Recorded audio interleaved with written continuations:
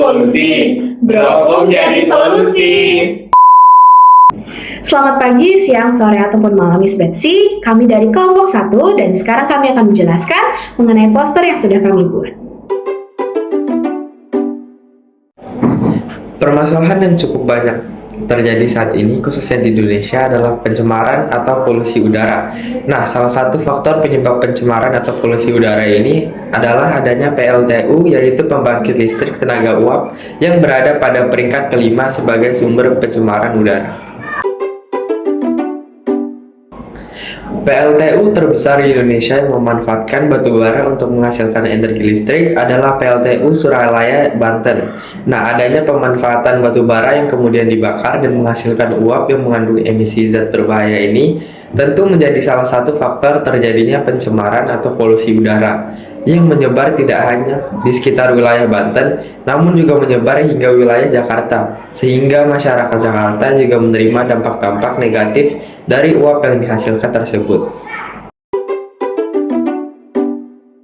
Pencemaran atau polusi udara ini memberi dampak buruk kepada warga-warga di sekitar Provinsi Banten, termasuk Serang dan Cilegon. Ada juga rumah warga yang berlokasi di Cilegon yang kira-kira berjarak kurang lebih 2 km dari PLTU Suralaya, yang menunjukkan video yang ia rekam terlihat dua cerobong mengeluarkan asap tebal berwarna putih.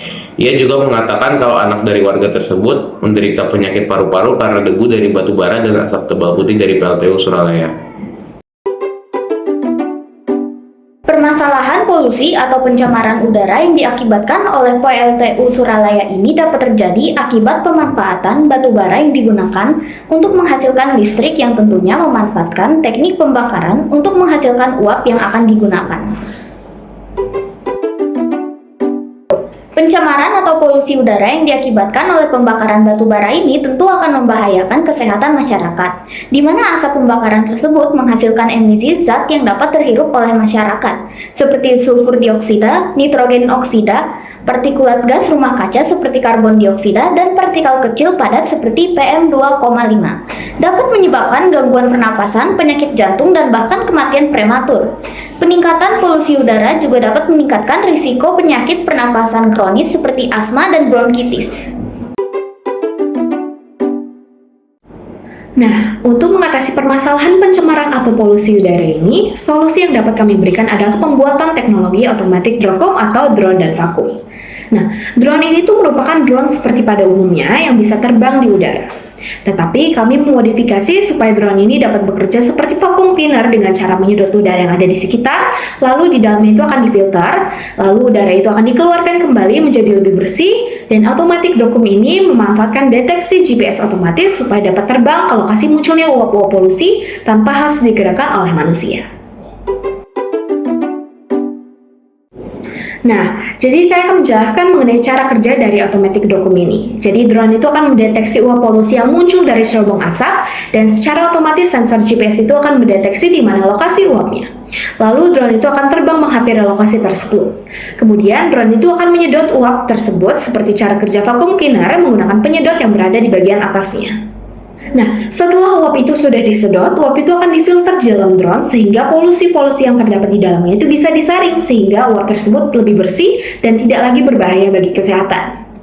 Selanjutnya, apabila uap sudah difilter, drone ini akan mengeluarkan uap hasil filteran yang sudah lebih bersih dan tidak mengandung polusi lagi.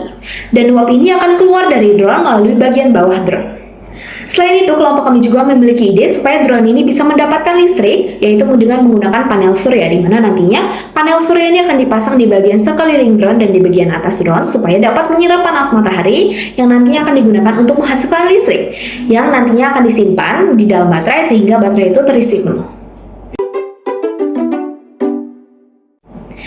Nah, melalui penjelasan-penjelasan yang sudah kami berikan dapat disimpulkan bahwa pencemaran atau polusi udara ini sebagian besar disebabkan oleh PLTU yang memanfaatkan batu bara untuk menghasilkan uap berbahaya yang mengandung sulfur dioksida, nitrogen dioksida, partikulat gas rumah kaca seperti karbon dioksida, dan partikel kecil padat seperti PM2,5. Oleh karena itu, diperlukan pembuatan otomatik Drokum yang dapat digunakan untuk menyedot uap, menyaring uap, dan mengeluarkan uap hasil saringan yang menggunakan sensor GPS otomatis. Melalui pembelajaran ini dapat direfleksikan bahwa Tuhan sudah menciptakan segala hal cukup bagi kita sebagai umatnya. Maka dari itu, kita sebagai manusia seharusnya menjaga apa yang sudah Tuhan buat dengan baik. Seharusnya sebagai manusia kita tidak merusak lingkungan yang indah dibuat oleh Tuhan. Untuk mencegah lingkungan kita rusak, kita bisa beralih menggunakan energi yang terbarukan. Contohnya dengan menggunakan batu bara sebagai sumber energi, maka akan menghasilkan uap yang dapat menyebar ke sekitar tempat dan bisa menyebabkan polusi udara yang juga bisa menyebar lebih jauh lagi. Untuk sebagai gantinya, kita bisa menggunakan sumber energi seperti dari angin, air, dan lain-lain. Hal-hal seperti itu ada sumber daya yang tak terbatas yang sudah dibuat oleh Tuhan untuk kita bisa gunakan di kehidupan kita sehari-hari.